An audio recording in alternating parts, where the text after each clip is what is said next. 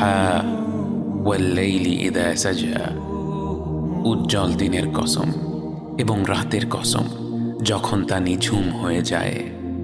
মা ওয়াদ্দা'আকা রাব্বুকা ওয়া মা ক্বালা, তোমার রব তোমাকে কখনো পরিত্যাগ করেননি এবং তোমার প্রতি অসন্তুষ্ট হননি।